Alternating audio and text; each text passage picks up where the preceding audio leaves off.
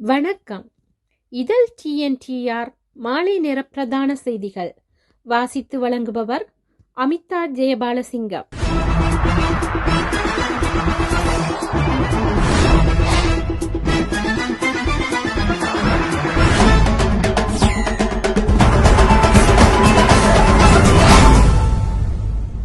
யாழ்ப்பாணம் சிறைச்சாலையில் இன்றைய தினம் திங்கட்கிழமை உயிரை மாய்த்துக் கொண்ட புங்குடுதீவு மாணவி கொலை குற்றவாளியின் இறுதிச் சடங்கை அரச செலவில் மேற்கொள்ள நடவடிக்கை எடுக்கப்பட்டுள்ளது. புங்குடுதீவு பகுதியைச் சேர்ந்த பூபாலசிங்கம் ஜெயக்குமார் வயது 46 எனும் மரண தண்டனை கைதி யாழ்ப்பாண சிறைச்சாலையில் தனது உயிரை மாய்த்துக் கொண்டுள்ளார். அதனை அடுத்து வைத்தியசாலையில் சடலம் ஒப்படைக்கப்பட்ட நிலையில் சடலத்தை ஜெயக்குமாரின் மனைவி தனது கணவர் ஜெயக்குமார் என்பதை அடையாளம் காட்டியதை அடுத்து சட்ட வைத்திய அதிகாரி முன்னிலையில் உடற்கூற்று பரிசோதனை நடைபெற்றது. உடற்கூற்று பரிசோதனையில் உயிரை மாய்த்துக் கொண்டமை உறுதி செய்யப்பட்டது. அதனைத் தொடர்ந்து சடலத்தை மனைவியிடம் கையளிக்க நடவடிக்கை எடுக்கப்பட்ட வேளை தமது குடும்ப பொருளாதார நிலைமை காரணமாக இறுதி சடங்கினை மேற்கொள்ள முடியாது என தெரிவித்த மனைவி இறுதி சடங்கினை அரச செலவில் செய்யுமாறு கோரி சடலத்தை பொறுப்பேற்க மறுத்துள்ளார். அதனை அடுத்து அரச செலவில் இறுதி சடங்கை மேற்கொள்ள நடவடிக்கை எடுக்கப்பட்ட நிலையில் சடலம் ஜாழ் போதனா வைத்தியசாலை பிணவறையில் வைக்கப்பட்டுள்ளது.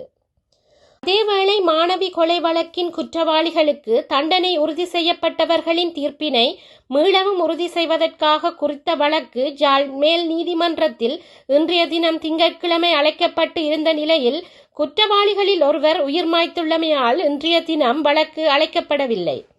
பிறிதொரு தினத்திற்கு வழக்கினை அழைக்க தீர்மானிக்கப்பட்டுள்ளது. மாணவி கொலை வழக்கில் 7 பேருக்கு மரண தண்டனை வழங்கப்பட்ட நிலையில் அண்மையில் உச்ச நீதிமன்றம் இருவரை விடுதலை செய்து 5 நபர்களின் தீர்ப்பினை உறுதி செய்திருந்தது.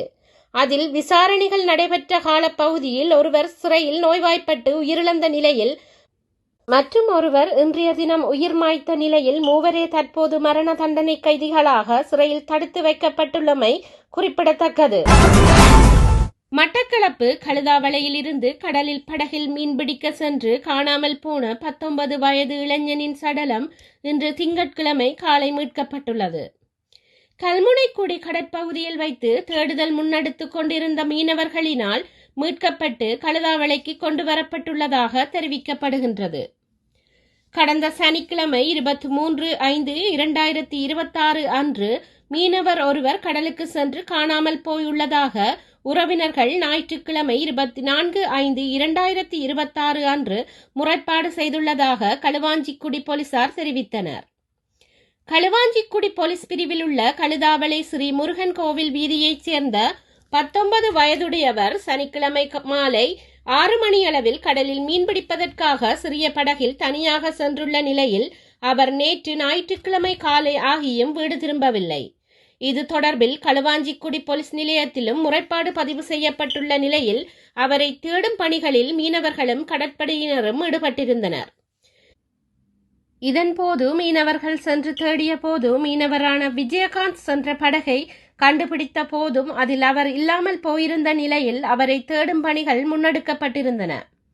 இந்த நிலையில் கல்முனைக்கும் இடைப்பட்ட கடற்பரப்பில் அவரது சடலம் மிதந்ததைக் கண்டு மீனவர்கள் அதனை மீட்டு வந்ததாக உறவினர்கள் தெரிவித்தனர். சடலத்தினை விசாரணைகளை தொடர்ந்து பிரேத பரிசோதனைகளுக்காக மட்டக்களப்பு போதனா வைத்தியசாலைக்கு கொண்டு செல்லப்பட்டுள்ளது. இது தொடர்பான மேலதிக விசாரணைகளை களுவாஞ்சிக்குடி போலீசார் முன்னெடுத்து வருகின்றனர். இந்த இளைஞனின் மரணம் தொடர்பில் குடும்பத்தினரால் பல்வேறு சந்தேகங்கள் தெரிவிக்கப்படுகின்றமை குறிப்பிடத்தக்கது. தலங்கம போலீசாரினால் இன்று முற்பகல் கைது செய்யப்பட்ட முன்னாள் அமைச்சர் விமல் வீரவங்ச பிணையில் செல்ல அனுமதிக்கப்பட்டுள்ளார்.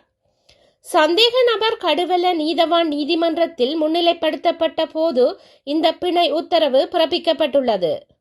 அதன்படி 5 லட்சம் ரூபாய் பெறுமதியான ஒரு சரீர பிணையின் கீழ் அவர் விடுவிக்கப்பட்டுள்ளார்.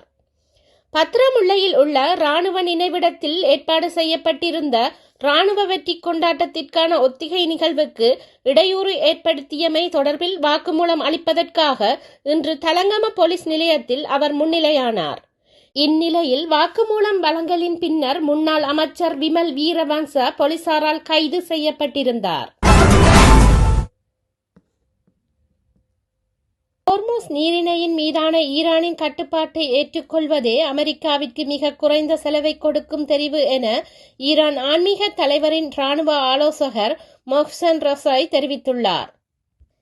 ஈரானின் தஸ்னீம் செய்தி சேவைக்கு கருத்து தெரிவித்துள்ள அவர், ஹோர்முஸ் நீரிணை மீதான தனது இறையாமைக்கு ஈரானிடம் வலுவான சட்ட மற்றும் பாதுகாப்பு ரீதியான காரணங்கள் உள்ளதாக குறிப்பிட்டுள்ளார். ஈரானின் இந்த மேலாண்மை என்பது சுதந்திரமான வர்த்தகத்தை தடுப்பதற்கல்ல, மாறாக பாதுகாப்பற்ற நிலைமைகளையும் இராணுவ பிரச்சாரங்களையும் தடுப்பதற்காகவே ஆகும் என இஸ்லாமிய புரட்சிகர காவல் படையின் முன்னாள் தளபதியுமான மொஹ்சன் ரஸாய் தெரிவித்துள்ளார். தொடர்ந்து போர் நீடிக்குமாயின் அது அமெரிக்க பொருளாதாரத்தையும் அந்த நாட்டின் மக்களையும் அழிவின் விளிம்பிற்கு இட்டுச் செல்லும் எனவும் அவர் எச்சரித்துள்ளார். எனவே ஈரான் முன்மொழிந்துள்ள நியாயமான பேச்சுவார்த்தை மேசையை ஏற்றுக்கொள்வதே அமெரிக்காவிற்கு மிக குறைந்த செலவை கொண்ட வழியாகும் என்று அவர் வலியுறுத்தியுள்ளார். கனடா நாடு தற்போது சரியான பாதையை நோக்கி பயணிப்பதாக நம்பும் கனடியர்களின் எண்ணிக்கை கடந்த 2017 ஆண்டிற்கு பிறகு அதன் புதிய உச்சத்தை எட்டியுள்ளதாக அபகஸ் டேட்டா நிறுவனத்தின் புதிய கருத்து கணிப்பு தெரிவிக்கிறது. ஞாயிற்றுக்கிழமை வெளியிடப்பட்ட இந்த புதிய ஆய்வறிக்கையின்படி 47% மக்கள் கனடா சரியான பாதையில் செல்வதாக குறிப்பிடப்பட்டுள்ள அதே வேளையில் 39% மட்டுமே நாடு தவறான பாதையில் செல்வதாக கருதுகின்றனர். உலக அளவில் நிலவும் தற்போதைய அரசியல் மற்றும் பொருளாதார கொந்தளிப்புகளுக்கு மத்தியில் கனடா ஒரு நிலையான நாடாக விளங்குவதாக மக்கள் கருதுவதை இந்த ஆய்வு வெளிப்படுத்துகிறது. ஏனெனில் 76% கனடியர்கள் ஒட்டுமொத்த உலகமும் தவறான பாதையிலேயே செல்வதாக கருதுவதுடன் அண்டை நாடான அமெரிக்காவை பொறுத்தவரை அது தவறான பாதையில் செல்வதாக நம்புபவர்களின் எண்ணிக்கை 80% உயர்ந்துள்ளது. இது குறித்து கருத்து தெரிவித்த ஆய்வாளர் டேவிட் ஹொலட்டோ, உலகிற்கு தேவையான அனைத்தும் கனடாவிடம் உள்ளதால் உலகளாவிய குழப்பங்களுக்கு மத்தியிலும் உலகின் பிற பகுதிகளுடன் ஒப்பிடுகையில் தற்போது கனடாவில் வாழ்வது மிகவும் சிறப்பானது என்பதை பெரும்பான்மையான கனடியர்கள் உணர்வதாக குறிப்பிட்டுள்ளார். இது ஒருபுறம் தேசப்பற்றாக இருந்தாலும் மறுபுறம் நாட்டில் நிலவும் சாதகமான சூழலுக்கு மக்கள் அளித்துள்ள நியாயமான அங்கீகாரமாகும் எனவும் அவர் சுட்டிக்காட்டியுள்ளார்.